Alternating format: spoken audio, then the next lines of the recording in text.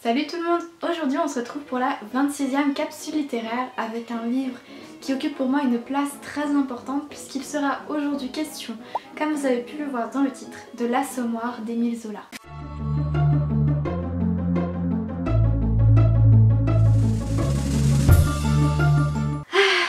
Que dire de ce roman si ce n'est qu'il est génial?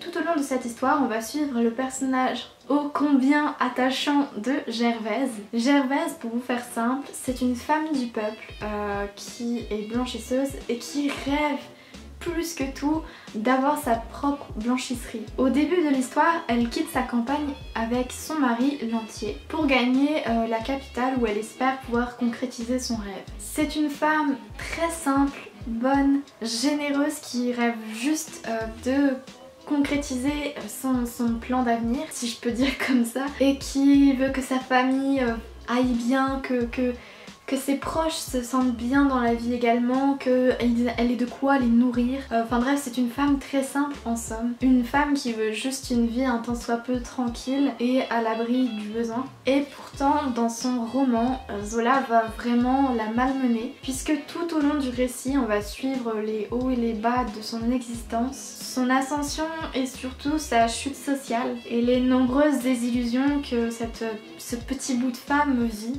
notamment à cause de l'alcool, qui est un fléau que Zola souhaite dénoncer dans ce roman-là, dont les rêves sont malmenés et qui voit toute son existence bouleversée par les mœurs très particulières de la capitale. Des mœurs où du jour au lendemain tu peux te retrouver riche et le lendemain te retrouver complètement exclu et marginalisé parce que tu as tout perdu subitement d'un claquement de doigts.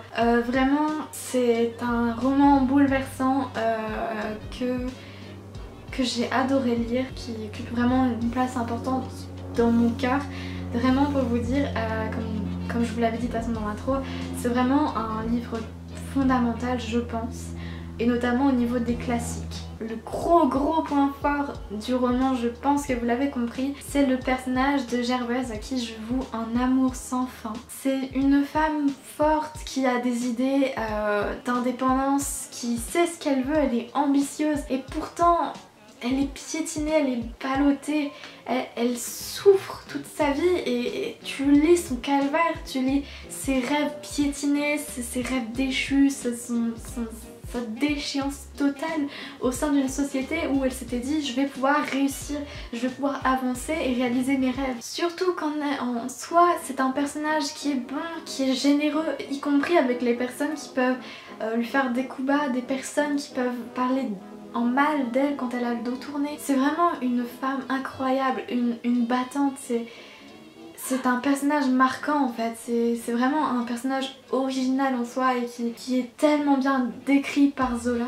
L'autre point fort c'est que à travers ce roman on voit vraiment une démarche critique de la part de Zola. Les pauvres sont laissés pour compte, sont écrasés. Il va mettre en scène les ravages de la pauvreté, les dérives de l'alcool et notamment ces alcools qui sont nouveaux au sein de la capitale, qui se développent grâce à de nouvelles machines et qui pourtant détruisent l'organisme de nombreuses personnes et qui vraiment ravagent également la capitale. Et quand généralement Zola parle de ces machines, il va les décrire avec un vocabulaire monstrueux pour faire comprendre à son lecteur que le véritable méchant de l'histoire, si on peut dire comme ça, c'est l'alcool. Qui plus est, le style d'écriture de Zola, c'est celui du naturalisme, et enfin il est en accord avec le naturalisme. Il va être du coup très descriptif, il va essayer de coller le plus possible à la réalité. Du coup on aura le droit du langage cru, puisqu'il est question d'ouvriers, de gens de la campagne,